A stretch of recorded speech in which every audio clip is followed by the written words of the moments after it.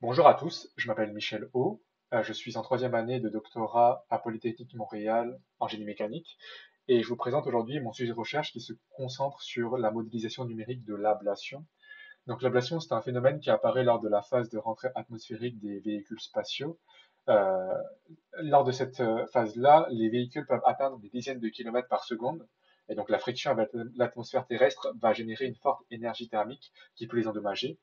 Donc pour pallier à cela, on va installer des boucliers thermiques tout autour. Moi, je m'intéresse à une classe particulière qui s'appelle la classe Pica, dont on a une image au microscope ici. On remarque qu'elle est composée de fibres de carbone et le tout est imprégné d'une résine, ce qui va lui conférer des propriétés poreuses.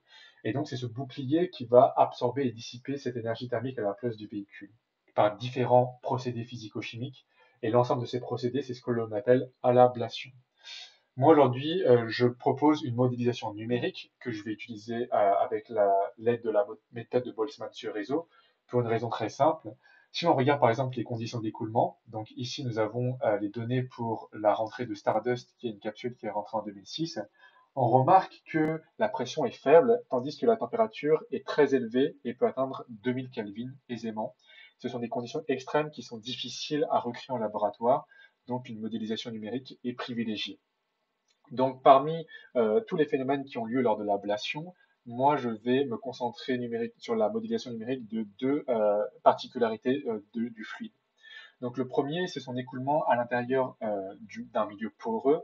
En effet, on remarque que dans ces conditions extrêmes, le fluide ne va pas se comporter de la même manière que dans des conditions atmosphériques.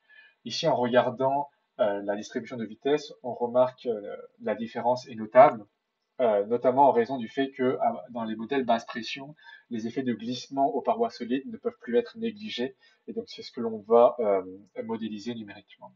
Le deuxième aspect du fluide, ça va être l'aspect multicomposant. En effet, en raison de la haute température, l'un des phénomènes qui apparaît lors de l'ablation, c'est la sublimation de la résine. Ici, on remarque qu'après l'ablation, la résine a totalement disparu. Cette sublimation va générer des gaz de pyrolyse qui sont de nature différente et de concentration différente en fonction de la température de sublimation. Et parmi ces espèces, il y en a certaines qui sont très réactives vis-à-vis des fibres de carbone qui maintenant sont à nu, ce qui peut les fragiliser et mettre en danger la capacité protectrice du bouclier.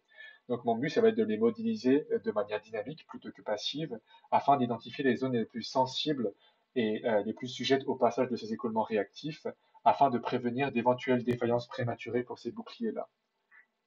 Je vous remercie pour votre attention.